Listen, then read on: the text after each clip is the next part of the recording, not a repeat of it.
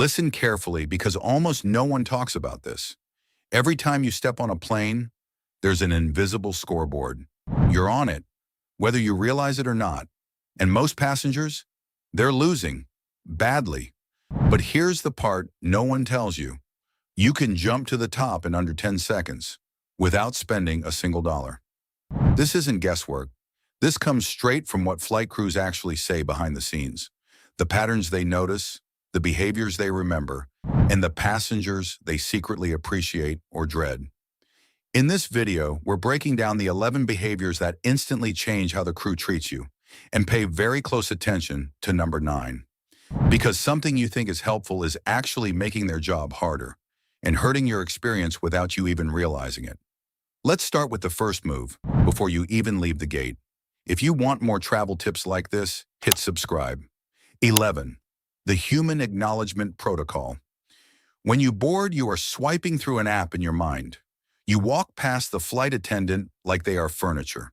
The system registers 300 people on autopilot battling for overhead space. Only about 10 people actually execute a visual lock. That is the cheat code. In those first 2 seconds, the crew is performing a rapid-fire assessment.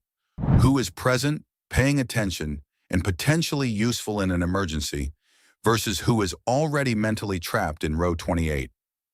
The move. Pause your call, pull one earbud out, make eye contact, and give a quick, normal greeting. Morning. 1 second.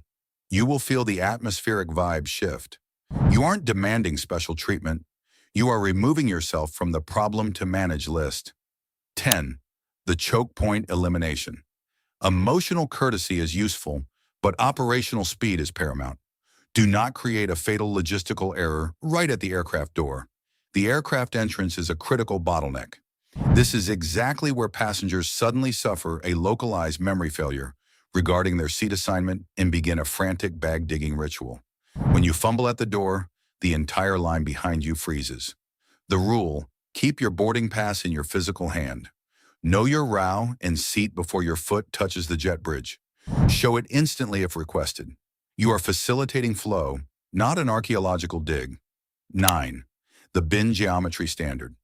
Smart luggage arrangement is how you signal to the crew that you respect the shared ecosystem. Do not make them repack your failure of spatial reasoning. Execute the mandatory rule of 3. Wheels first. Push it back. Coats last. Wheels first align with the bin's geometry.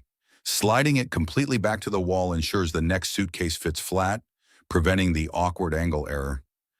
Save the soft cargo, jackets, scarves for the remaining gaps. You are saying, "I've got this," removing a critical burden from their pre-flight checklist. 8. The pre-departure lockdown. The final cabin check is a specialized, time-sensitive countdown to motion. Every time a passenger pops up to use the lavatory, you are hitting a speed bump for the entire operation. Unless it is an emergency, you use the terminal restrooms before boarding. Once that door closes, your job is to get settled, sit down, and clear the primary traffic artery. Do not perform a final sweep of your carry-on during this critical sweep. A smooth rollout is predicated on your immobility. 7. The biological scent barrier. We need to address the sensory battlefield of a packed cabin. Legroom is not the worst enemy. It is the assault on your senses. In a sealed tube, nobody can walk away from strong odors. What feels like a light spritz on the ground becomes an aggressive, inescapable chemical cloud in a recycled air system.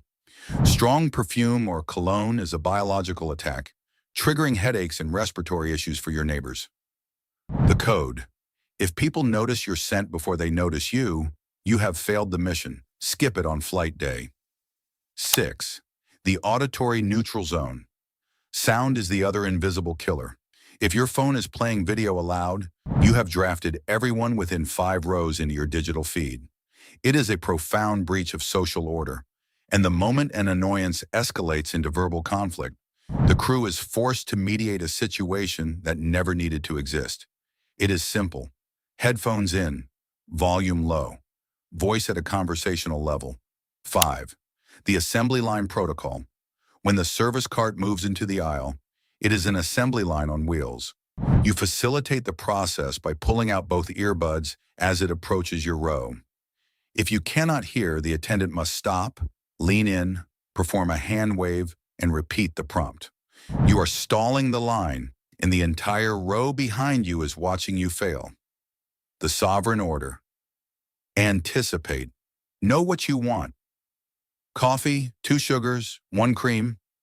Boom. Everybody keeps moving, and you look like a professional operator.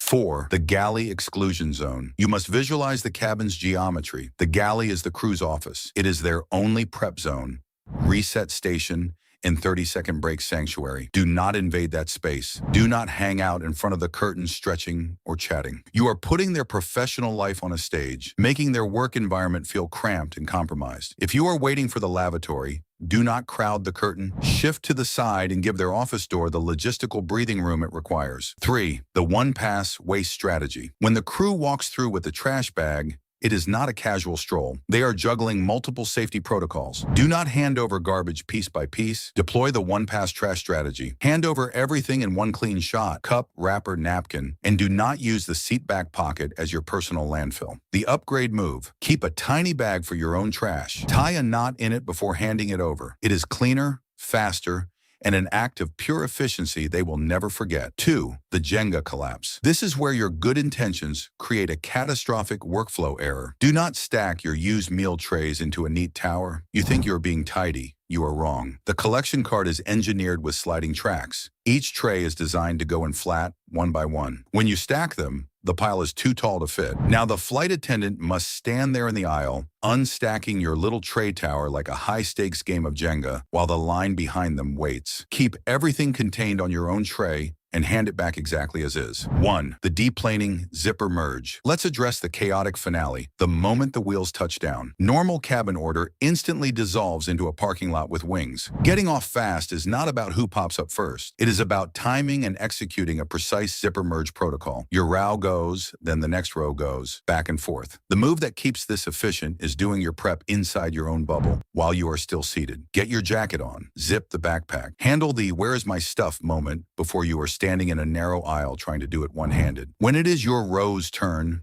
you stand, grab, and step out. No scavenger hunt, no fumbling, no turning deplaning into a bottleneck. Flying is a tactical game. You don't have to be extra. You just have to be the passenger who helps things run smoothly, not the one slowing everything down. Because in a high-pressure environment like a flight, being easy to work with is what actually sets you apart. Now I want to hear from you. Which one of these are you guilty of? Are you a tray stacker, or are you running the aisle like a pro with the perfect zipper merge? Drop your answer in the comments. Your experience helps everyone level up, and if you're ready to understand the hidden systems shaping your everyday life, hit like and subscribe. We break it all down every week so you're never just going along for the ride. Safe travels, and remember, fly smarter, not harder.